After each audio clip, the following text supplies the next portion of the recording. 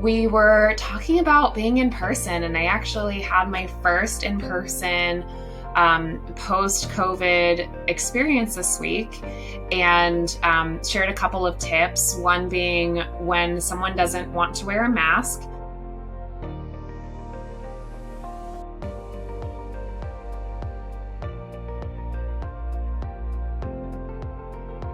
and let's say that's not violating any CDC rules or facility guidelines, use an anonymous poll to see how safe people feel about that.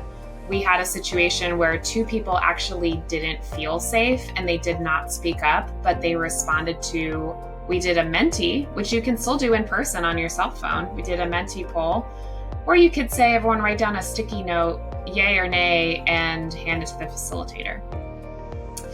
The other lesson learned was to make sure you have a facilitation assistant and a backup Zoom line and IT on call. When someone has to drop last minute, having this facilitation person who can liaise for the person online or persons online was a really huge help. And it doesn't have to be complicated. When we were referencing something in the room, they simply texted pictures of any charts to that person, and that was a perfect workaround, and we got really positive feedback that they felt included in the process. So that was a good fix. I would also recommend having someone who's in charge of COVID safety in the room all the time, and don't let it be you. COVID safety was the first thing that I forgot about as soon as I started focusing on the process. So you want someone who's going to be there and be responsible for it. And that should be client provided, not provided by you for your own liability purposes.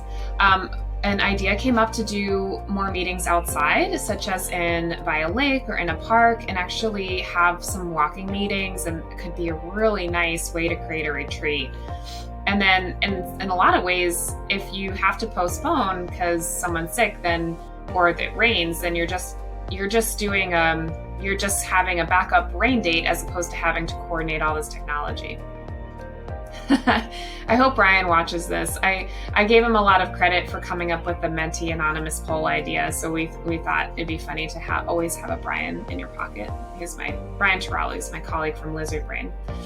Funny little picture here from an episode of Community a while back where they had hybrid students on rolling iPads. I thought this was hysterical, but also might actually be somewhat functional. If you just have a couple people online, why not have them on a rolling iPad stand, and you could actually have them participate in breakout groups that way. You just roll the iPad stand around the room. I thought this was hysterical and might be a really interesting workaround, and not that expensive either. I mean, you can get a used iPad for cheap on Facebook Marketplace, and iPad stands that roll are about $50. So not really all of that out of the question. And then we were just talking about speaking up for your needs, and we started just a little bit of a conversation about the importance of having your own boundaries as a facilitator or graphic recorder, and to advocate for them with your client, and that's really important, because at the end of the day, if you don't feel safe, you're just not going to be comfortable there.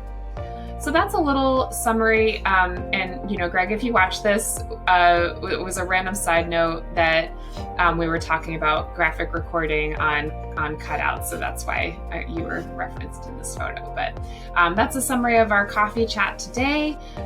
Would love to see you in a future coffee chat. And otherwise, enjoy your Friday and weekend.